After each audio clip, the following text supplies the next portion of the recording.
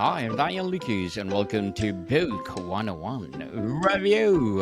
Book 101 is all about the bookstore read for the last 40 years. And today I have my special guest. She is the founder and chief marketing officer, and of course, a podcast host too, no other than Miss Sheila Butler. Hello. It's so nice to see you. Welcome to Book 101, Miss Sheila, and can you please introduce more about yourself? Absolutely. So I am recovering from working in corporate America. I'm an entrepreneur now with the Avengers Assemble business model to where I bring in great talent to join Butler Marketing Group for whatever my client needs are. I focus on branding, loyalty, marketing strategy, partnership marketing, and part-time chief marketing officer work. I'm so excited to be on the show today and talk about one of the books that guided me in the past more than 20 years, I would say. It's called Building Strong Brands. Miss Sheila Butler, thank you so much for sharing your knowledge and wisdom to the world.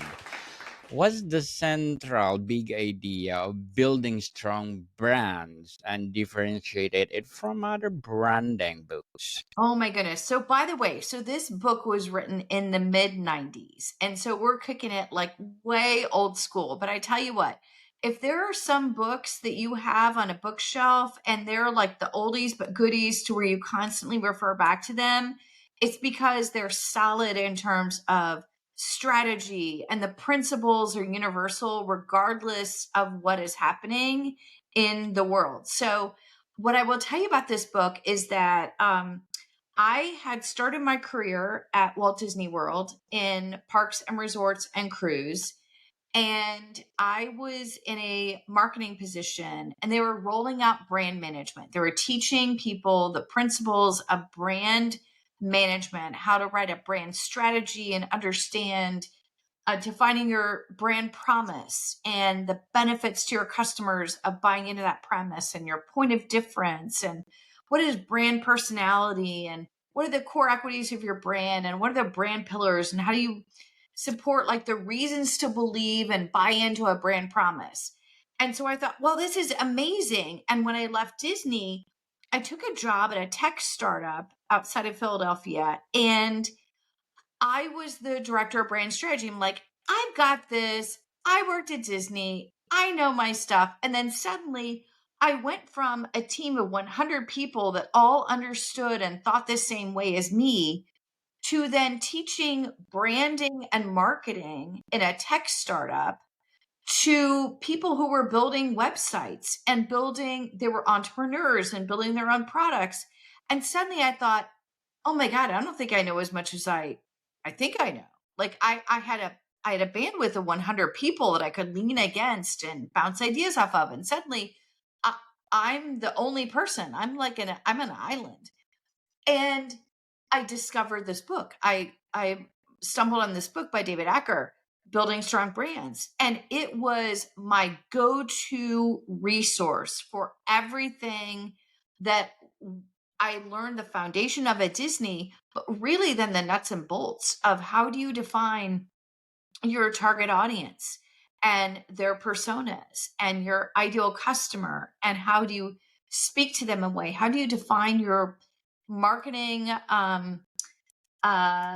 your marketing pillars, your brand pillars that describe your brand, and how do you differentiate your brand, and how do you define your point of difference within your competitive set. So it was like the thing that got me through this job to be really successful. And then I kept it on my bookshelf because on and on and on, regardless of what marketing role I was in at JPMorgan or Choice Hotels or as a CMO of a regional bank and now my own business, it's the book that I keep going back to lean on because the marketing strategies and theories and the brand strategies are timeless. Beautifully articulated, Miss Sheila. Very well said. Very well said. The book talks building strong brands. What fundamental elements or building blocks are absolutely essential in the framework? So, one, understand your competitive framework. Who are you competing against and who are you not competing against? And what space do you want to occupy? Analyze what they're doing from a marketing perspective and find the white space. What's the space that you can own in your own brand voice that you can stake as your claim and be distinct relative to your competition? And that's defining what are your core equities? What do you do every day for your business, your product? How does it benefit your customers? And then what's your brand personality? What is your promise that you're making to customers? How do you define that in a way that's distinct and unique? And then you take all that work and you define your marketing narratives. So the words that you use for marketing consistently over and over again. A lot about brand building is consistency. And then thinking about how do you take that and create the visual identity for your brand? So it's your logo, your colors, your typography, all those things to be really consistent. So this book gave me that framework. But what I will also say is it gave me something else, which is it helped me understand there's this thing called brand architecture. So you could have a brand and it could be a product or a part of a company, but that may ladder up into something even higher.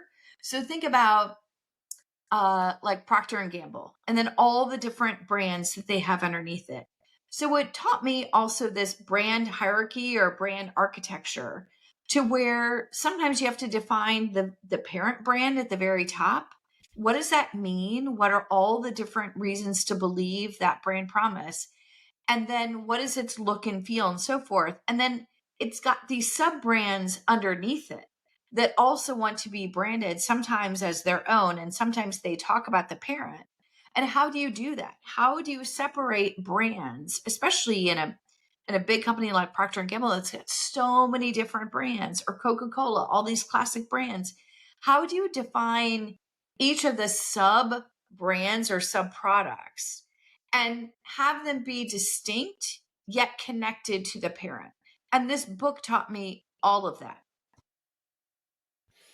Miss Sheila, the book defines strong brands.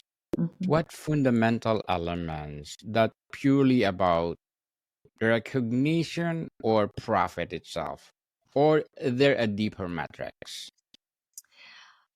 There's so many different things. There's when you think about customer research, there's unaided and aided awareness. So did I have to prompt you to think about the brand, to say something, or did you just mention it when I mention the category, what the product does, or a color associations that you might have with a brand? There could be things such as positive or negative consumer sentiment, all sorts of different ways you measure branding. It's interesting. I having worked in corporate America for a long time, I'd have these really long discussions, deep discussions with finance. And they would say, well, we want to talk and invest in performance marketing, direct response marketing. And so I understand if I spend X amount on direct mail or an email or invest in social media, I can then see really quickly and measure the return on investment of those dollars. But how do you measure branding? And often measuring branding is either the uh, investment in marketing or the withdrawal of that investment in marketing. And do you see a lift or a degradation or no change whatsoever? And that starts to tell you how your brand is performing. Uh, it makes finance people very uncomfortable when we talk about actually measuring the brand performance, because they get, I invest $1 and you made me $1,000. Measuring branding is much more touchy feely, which not everyone likes. But like I said, you often measure branding by either the additive or the removal of the marketing dollars. The book likely addressed the connection between brand strength and business value. Can you explain how a strong brand directly impacts the bottom line beyond just sales? You know what? I think that the brand value ends up being the sort of irrational consumer response. And I'll describe that in a way that hopefully people can understand. Um, I will buy a certain product, like I will buy Tide. Tide is Yes. laundry detergent. There are many other laundry detergents. I am a brand loyalist to Tide. I don't try other things. If other things are on sale, you're not going to sway me. It is an emotional response. It is a somewhat illogical response based on if you were just looking at dollars and cents. But that's what creates that brand loyalty is that I've transcended price and function because there are probably cheaper prices and the same function as other brands. And yet I'm a loyalist to a brand. So how do you do that? It's by being consistent in your brand, being consistent in your messaging, being consistent in your promises and delivering on those. Yes, people, consistency is the key to success. Anything, podcasting, or making your business, writing a book. Consistent is the key. What are the most common misconceptions about branding that building strong brands aims to debunk? Don't start at a tagline. Don't start at the logo. People want to jump to, oh, this would be a great logo. This would be a great brand name. This would be a great tagline. You got to do the fundamentals. You got to think about what space do I want to occupy in the competitive framework? Who's my customer? What are their needs? And how do I position my brand to stand out?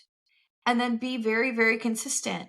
I think that when people skip the fundamentals, and this book is all around the fundamentals of brand strategy and what builds strong brands and being really thoughtful rather than impulsive.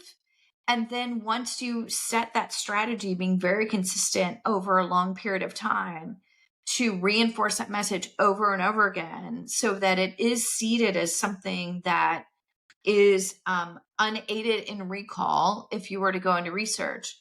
So I think that the misstep is rushing to the things that people may think is more sexy or exciting about branding and skipping the strategy piece. And I think the strategy piece is where brands thoughtfully invest in the marketing work and they see those dividends long term in terms of customer engagement, driving more sales, etc. Yes, indeed. And Miss Sheila, as a founder and chief marketing, as well as a podcast host, what are your short term and long term goals? Oh my goodness. So, short term goals really deliver on excellence for my clients. I develop marketing that leaves a legacy because branding leaves a legacy. Developing True. long term, robust marketing strategies leaves a legacy. Even when I function as a chief marketing officer, as a fractional for businesses, I'm making a difference. I'm upskilling their team. I'm creating the marketing North Star that will outlive me in the length of time of service with them for 6 months or 12 months. So I think that's part of it. Longer term is really helping people understand the value of marketing and what really marketing is. We all think that we understand marketing because we see commercials and we see social media and we see influencers and we think that's marketing. Marketing is all that. It's your owned marketing channels, the things that you can control, like your website, your mobile app, your emails.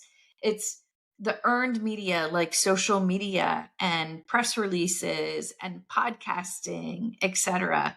And it's even paid media when you decide to invest some marketing dollars against the things that you're doing to boost exposure. So all that. Good luck to your goals, Miss Sheila, and looking forward for more success. And what would be your piece of advice for those people out there want to be like you? Start by starting. Just start. You don't have to know it all. I didn't have a big master plan when I started Butler Marketing Group 2 years ago. I use this book as a huge reference point for me when I was trying to figure out how to do this myself. Just start by starting. You don't have to have it all figured out. Just go. Yes, stop procrastinating, people. Just stop procrastinating. If you have something to let it out like the dragon. Unleash it and share to the world, just like Miss Sheila Butler. And thank you for your advice, Miss Sheila. How does building strong brands address the unique challenges of building a strong brand for startups versus established companies? You know what? It works the same. The framework is the same. There's an illustration, there's a chart in the early part of the book. And it like literally is the visual. I'm a visual person. It like literally is the chart just to help you think through every element in building a brand. It's a roadmap. Mm, yes, a guide for everyone to unleash their creativity to the world. Can you share a compelling example or case study from the book that illustrate how applying our principles or the principles of the book transform a brand? So one of my recent clients has been two healthcare staffing companies with sub brands underneath them, and they were merging in private equity.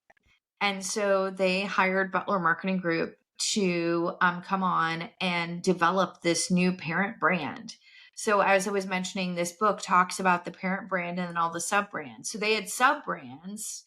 So, they had these four brands underneath, and they needed the parent. So, how do you define the parent? How do you create a brand that encompasses all four underneath it? And then define the parent and then better distinguish the four sub brands because they're really two separate companies with brands underneath them and they're all trying to merge together. So, how do you bring the best of the heritage brands and create something new and yet distinguish each of the heritage brands so that consumers and clients understand which brand to tap into based upon the client's needs? So, that was phenomenal. Working on the company name, the logo, the creative look and feel, the colors, the fonts, the everything that brings the brand to life. So there's so much work in terms of the brand strategy, the visual identity, and then the marketing messaging that all has to come together. This book was a foundation for me to understand how that works back in the 90s when I first read this book and how to continue to apply that for my clients. Well, thank you again, Miss Sheila, for sharing to us. Was there a particularly controversial or challenging viewpoint on branding that you advocate for in the book? Yes. So, you know what? Here's the thing there's a sort of storming and norming that happens within the branding process because you have to create alignment within an organization. What are we and what are we not? What do we want to stand for? What is our personality? What is our promise? And a lot of times, so I have this proprietary branding process that I created over 20 years ago and it works for nonprofits, for companies, for products, for individuals, for personal branding. And at the end of the day, when you make a decision around branding, it sets the foundation. It's like laying a brick. And so I decide on my core equities and what benefits those bring to my clients or customers. I lay the brick and then it sets. And then I build on top of that. Now, my brand personality, my core identity, which is like the brand pillars, my brand promise. You set it and then it's set in stone for like a good 3 years or so. And what I found in the process that I use, and this is there could be many other processes to get to the same outcome of brand promise and point of difference, is that a lot of times there's not organizational alignment or alignment within the stakeholders for who are investors in the business. Sometimes even the founder, if I'm just working with a founder, they're not super crystal clear. And sometimes making a decision that's somewhat permanent, i.e., like 3 years permanent, is very uncomfortable for people. But you got to set it, because the point of branding is to come out with messaging that you can be consistent and see that messaging over and over and over again, so that someone understands, what do you stand for? What do they get for working with your company, your product, your personal brand, etc.? You got to stick to it. And sometimes I get people to a place to where they realize they need to make fundamental business decisions that haven't been made yet. And this unearths that reality that they need to make some decisions. Was there, or if you were looking ahead, what emerging trend or shift in the marketplace do you believe will have the biggest impact on how we build strong brands in the next 5 to 10 years? AI. It's AI. So Mm. people are afraid of AI. AI is going to happen no matter what. You're either on the bus or not on the bus. So learn how to use it to your benefit. Your customers are using it, your competitors are using it. Try it. It's that start by starting again. Just dive into it. Try it, see how it works for you. It can be an accelerant, it can be a thought starter, it can find the blind spots for you. It can be all these different things. Um, there's there's a blessing and a curse to AI. There are things that are manufactured now, and I think that the savvier we all become in understanding AI, we can also understand, oh, that was AI created, or that is what people would call like a deep fake, to where that's not really real. So I think that there needs to be an discernment. So I think that the more you understand AI and how to use it and harness its potential, the more it can be a benefit to you and your clients and your business. Yes, people, whether you like it or not, AI is the next breakthrough in the 21st century. Miss Sheila Butler, before we wrap up our discussion for today, I'm inviting you to please do listen to my other podcast, people. My other podcast, because my abstract essay is already in 5th season, abstract poetry in 2nd season, and of course, my book 101 review in its 5th season too, comedy 101 in 2nd season, and Food 101 in its 5th season as well, Geography 101 in 4th season, and my baby podcast Law 101 and Mental Health 101, Love Letters in 3rd season, Movie 101 Review and Music 101 in 4th season, and Science 101 and Sex 101 in its 1st season. Please listen to them wherever you listen your podcast. Miss Sheila, if you could leave listeners with just one key takeaway or metaphor from building strong brands, what would it be? Ooh, that's fantastic. One takeaway.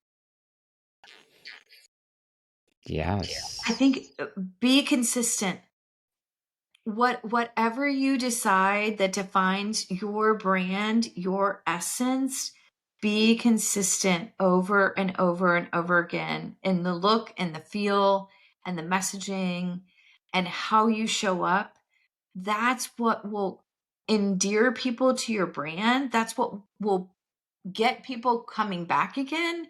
And frankly, over time, it'll reduce your marketing investment, because people understand enough about your brand and what they get, that builds that brand equity. Definitely. Like Apple, people, they are consistent building their own innovation. Miss Sheila Butler, thank you so much for sharing your knowledge and wisdom to the world. So, can you please invite our listeners to support your podcast, your business, or any advocacy that you are doing right now? Absolutely. So they can come to butlermg.com. So stands for Butler Marketing Group. So Butler MG. They can see services around CMO on Tap. They can learn about my Marketing Over Bourbon podcast and YouTube show. They can find me on LinkedIn, Sheila Butler. Yes, people, let's support Miss Sheila Butler, because if you support her, more and more and more empowering episode of the podcast itself, more and more and more empowering business, and for sure more and more empowering coaching to come. So Miss Sheila, thank you so much for your time. Thank you. It was so great. Thank you. Great to be on your show. It's a privilege. More to come, people. See you soon.